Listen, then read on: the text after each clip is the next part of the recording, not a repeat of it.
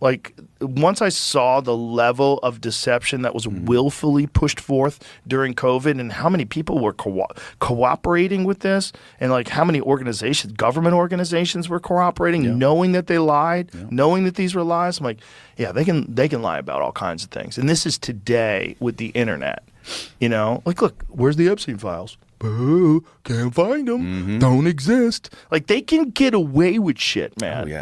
So it looks like Donald Trump is declaring war on the Rogan sphere over Jeffrey Epstein. Now, before we get into it, I just want to let you know, whenever we cover political topics here on this channel, I'm not going to go ahead and insert my own opinions because it doesn't really matter. What truly matters is what you think and how you feel. So go ahead and sound off in the comments section down below. Whenever it comes to a political topic, I just want to present the information to you, give you some opinions about top commenters over on Reddit that have their own thoughts about the situation, and let you as an individual decide. So let's get right back into it. This is a Substack dated July 9th, 2025 by Damian Riley, titled "Trump Declares War on the Podcast Bros Over Epstein. He wants people to shut up about the dead financier. Will his base buy it?" Let me give you a glance at the article. Essentially, this person argues that Donald Trump's brusque new line telling reporters it is unbelievable anyone is still talking about Jeffrey Epstein contradicts both the depth of unanswered questions in the case and the curiosity of the podcast bro audience he has carefully courted. Mr. President, I know you've urged people to move on, but I'm curious, why do you think your supporters in particular have been so interested in the Epstein story and so upset about how it's been handled? Why do you think that is? I don't understand it. Why they would be so interested. He's dead for a long time. He was never a big factor in terms of life. I don't understand what the interest or what the fascination is. I really don't. And the credible information's been given. Don't forget, we went through years of the Mueller witch hunt and all of the different things, the Steele dossier, which was all fake. All that information was fake. But I don't understand why the Jeffrey Epstein case would be of interest to anybody. It's pretty boring stuff. It's sordid, but it's boring. And I don't understand why it keeps going. I think, well, really only pretty bad people, including fake news, want to keep something like that going. But credible information, let them give it. Anything that's credible, I would say, let them have it. What triggered this article? Well, during a White House cabinet meeting, there was a reporter who asked whether Epstein had been an intelligent asset. Trump snapped that Epstein has been talked about for years and tried to pass the question to Attorney General Pam Bondi, in which Bondi said she had no knowledge. Now, why the response wasn't sufficient enough? The no denial factor, in which Trump never actually denies an intelligent link, and Bondi's dodge reinforces suspicion. Let's talk about the official closure narrative, in which an FBI or DOJ statement the day before allegedly expects the public to believe Jeffrey Epstein did some pretty naughty things to these young innocent victims alone, and not as part of an industrial scale honey trap, despite thousands of potential victims and the financiers, celebrity guests like Bill Gates, Bill Clinton, and Prince Andrew. The author of the Substack calls this demand for credulity a deep state cover-up that can no longer be dismissed as conspiracy. Let's discuss Trump's political bind. First off, promises undone. Of course, before winning re-election, Trump said he'd have no problem releasing the Jeffrey Epstein files. The about face suggests he's protecting either state secrets or himself. And of course, the general public already knows that Trump partied with Epstein, so there's that. Yeah. Mr. President, I know you want to move past all this intrigue over the Epstein files, but I do want to ask you to clarify something you said this morning. You said this was all a hoax. Has your attorney general told you this was a hoax? What evidence have you seen of that? Not the attorney general, no. I know it's a hoax. It's started by Democrats. It's been run by the Democrats for 4 years. You had Christopher Wray and these characters and Comey before him. And it's a bad group. It started, actually, look at the Steele dossier that turned out to be a total hoax. The 51 agents, the intelligence, so-called intelligence agents, it was a hoax. It's all been a big hoax. It's perpetrated by the Democrats, and some stupid Republicans and foolish Republicans fall into the net. And so they try and do the Democrats' work. The Democrats are good for nothing other than these hoaxes. They're bad for policy. They're bad for picking candidates that can get elected. Like in New York, we have a communist running. He may get elected too, actually, but he'll destroy the city. No, it's I call it the Epstein hoax.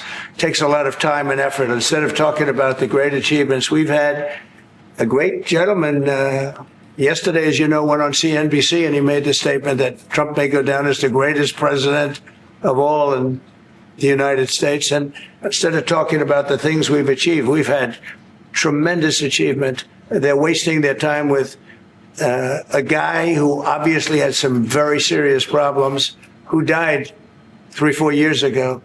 I'd rather talk about the success we have with the economy, the best we've ever had, and all of the things we've done, including in the Middle East. I mean, you see it. Instead, they want to talk about the Epstein hoax. And the sad part is it's people that are really doing the Democrats' work.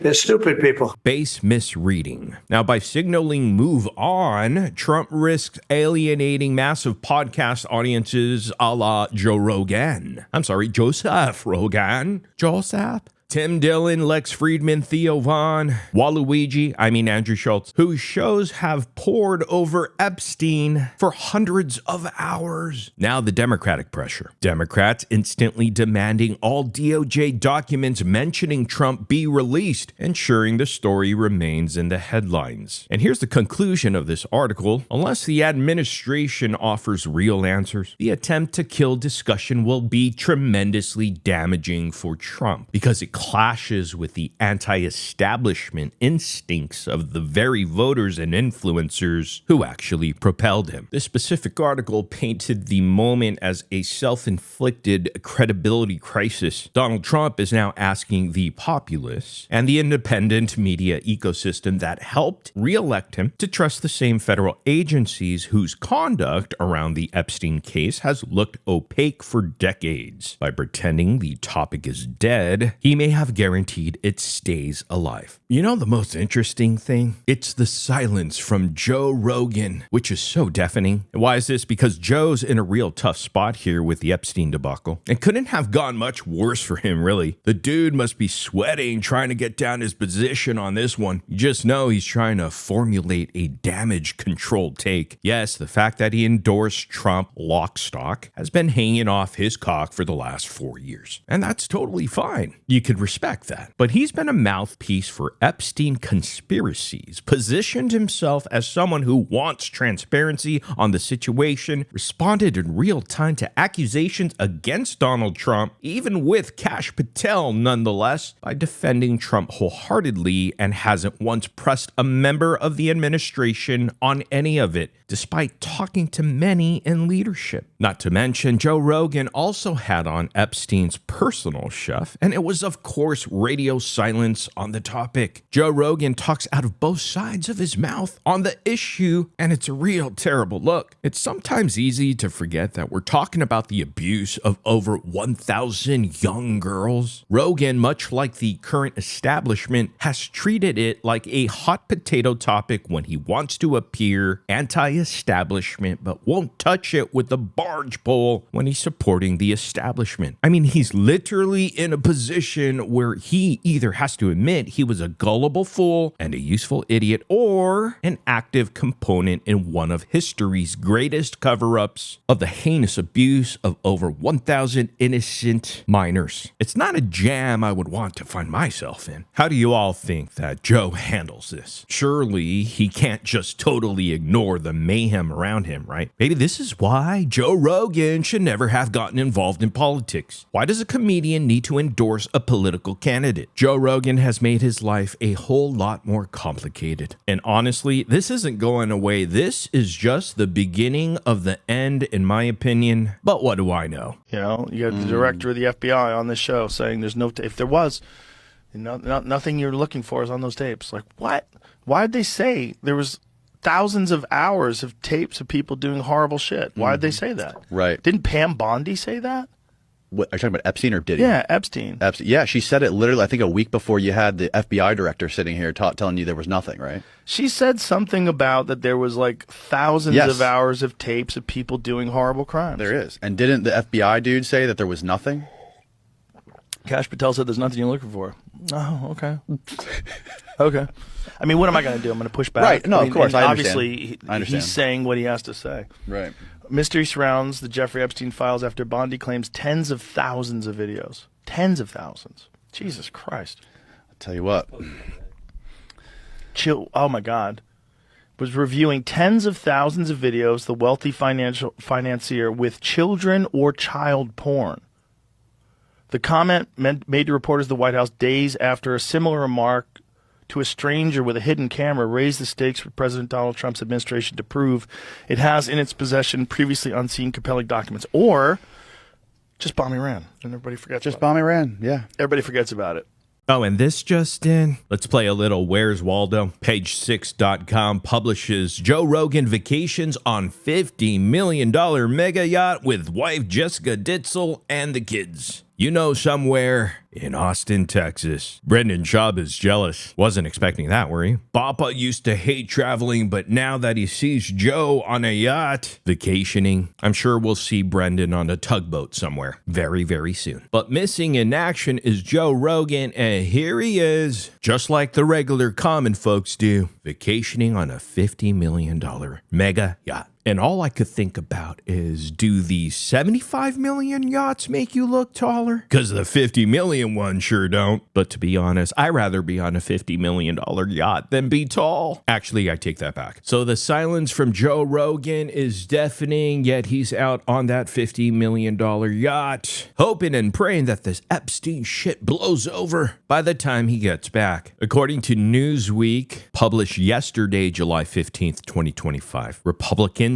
block vote to release Epstein files. That's right, Republican lawmakers have blocked a move that could have forced President Donald Trump's administration to release the files on the sex offender Jeffrey Epstein's death and investigation. All but one of the GOP members of the House Rule Committee voted against a Democratic amendment that would have allowed Congress to vote on whether the files should be made public. If you don't know Joe Rogan by now, Joe will do what he always does when he's in a sticky situation. He'll just ignore and pretend it never happened. Here's an example. A few years ago, Joe Rogan was Mr. Anti-Cancel Culture. Anytime someone notably went down for it, cancel culture, Joe Rogan talked about it for ages. There was a moment where every other episode, Joe would talk about the Louis C.K. situation. But as soon as someone within his circle of friends got accused, he clammed up. That's good old Joe. Joe Rogan never uttered Brian Callen's name for close to 2 years when he was accused of, you know what, RAPE. And I don't think he's ever spoken about Chris D'Elia since his accusations either. What a good friend. Rogan talks a big game, but he's a bit of a coward when it matters, and he loves his money. I don't blame him. So he never risked jeopardizing it, so we won't hear him speak about Jeffrey Epstein again. Or he's going to mumble and stumble over it. Well, let's rephrase that. He's not going to speak about Jeffrey Epstein again, at least not in a way that would criticize Donald Trump. Before wrapping this video up, how could we not include one from the Rogan sphere for an example? So, oh, the irony when it comes to Andrew Schulz and his crew of idiot Akash Singh. I'm telling you, top tier level gaslighting by the guy with the comedy special titled Gaslit. Andrew Schulz and everybody in the Rogan sphere agrees on one thing. They love to influence, but they sure don't like to take responsibility for it. Shine a light on the people who... You know what I'm getting a lot of? You talked to him, you platformed him, as if he was at 0%. And then we talked to him, and then he won the election. As if he had fucking no shot of winning. Hold on. People were like, this guy's a monster, he's not a human being. Then we humanize him. That's what he keeps saying. Let's game theory this, Akash. Yeah. Okay, we are so powerful and influential by simply sitting down with him. Yeah. Right? We made him president. Yeah. So one would think that if we are disillusioned by some of the things that he is doing as president, and we're upset that that same influence might be able to make someone else president. So shouldn't you be embracing this massive influence? Yeah, come to our side. Claim we have, Or you just want to take no accountability for the fact that you ran a dead guy and a woman that couldn't speak. Yeah. With no primary. With no primary at all. Anyhow, let me know what y'all think in the comment section down below. And let me just reiterate something. Occasionally, we're going to cover political topics here because it's a part of the comedy podcast world for some reason. But I'll never insert my own opinions and thoughts. I usually collect it from information highways like Reddit or published news articles, summarize it, wrap it up in a bow, and present it to you as the viewer. Because to me personally, I don't like to tell people what to do or how to feel because that's not my job. Because truly the only thing that matters is what you think as an individual. So never forget that. Hit that like and subscribe button if you haven't. Hopefully we could get back to some more Bappa stuff because that's always a good laugh. But I think, I think we covered it all for now. So I'll see you guys in the next video. Like, but the Balenciaga one, Jesus Christ.